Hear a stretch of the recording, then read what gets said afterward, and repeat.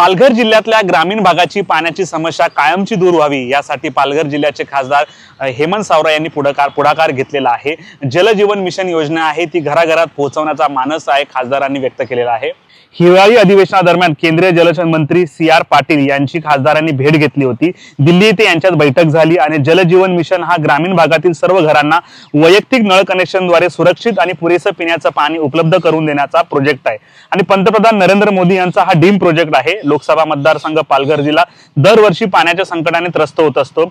पालघर जिल्ह्यातील अनेक भागात जलजीवन मिशनचे काम सुरू आहे, परंतु जिल्ह्यातील काही भागांचा अद्यापही जलजीवन मिशन मध्ये सहभाग झालेला नाही। तो लवकरात लवकर समावेश करण्यासाठी आता खासदार हेमंत सावरा यांनी पुढाकार घेतलेला आहे। पालघर जिल्ह्यातील जलजीवन मिशन बद्दल महत्त्वपूर्ण मुद्द्यांवर चर्चा झाली आणि काही महत्त्वपूर्ण सूचना देखील देण्यात आल्या आणि केंद्र सरकारच्या जलजीवन मिशन मार्फत घराघरात पाणी पोहोचावे यासाठी प्रामाणिक प्रयत्न करण्यात असल्याचं खासदार सावरा यांनी सांगितलेलं आहे। खासदार सावरा यांचं नेमकं म्हणणं काय आपण ऐकूयात। आपल्याला माहिती आहे की आपल्या देशाचे यशस्वी पंतप्रधान माननीय नरेंद्रजी मोदी यांची महत्त्वाकांक्षी योजना जलजीवन मिशन भारतातल्या सगळ्या ग्रामपंचायतीमध्ये, गावांमध्ये, पाड्यामध्ये सुरू आहे। पालघर जिल्ह्यामध्ये सुद्धा 562 पैकी 133 योजना ह्या पूर्णत्वाच्या मार्गावर आहेत आणि महाराष्ट्र जीवन प्राधिकरणाची एक योजना ही पूर्णत्वाच्या मार्गावर आहे। बऱ्याचशा योजना रखडलेल्या आहेत, निधीची कमतरता आहे आणि निधी मिळावा या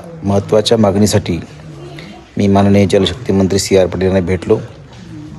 निधी लवकरात लवकर उपलब्ध करून द्यावा यासाठी मागणी केली। त्यासोबतच पालघर जिल्ह्यातले अनेक गावं, पाडे हे जे इन्क्लूड केलेले नाहीत त्या योजनेमध्ये ते इन्क्लूड करावेत आणि सर्वात महत्त्वाची गोष्ट आहे की जे पावसाचं पाणी आपल्या नद्यांमध्ये येतं आणि वाहून जातं, कुठेही अडवणुकीचं साधन नाही आणि त्यामुळे चेक डॅम हे वरच्यावर बांधले गेले पाहिजे आणि ते सरफेस वॉटर सगळीकडे उपलब्ध झालं पाहिजे। ज्या दृष्टिकोनातून जास्तीत जास्त पाणी वर्षभर पाणी पुरेल त्या योजनेच्याद्वारे ह्या दृष्टिकोनातून उपाययोजना कराव्यात अशी विनंती केली। त्यासोबतच अनेक तक्रारी ह्या माझ्याकडे प्राप्त झाल्या होत्या। त्यामध्ये बऱ्याच ठिकाणी विहिरी अशा ठिकाणी बांधल्या जिथे पाण्याची कमतरता आहे, पाईपलाईन ही इनफ जमिनीमध्ये नियमानुसार बांधली गेलेली नाही किंवा टाकली गेलेली नाही।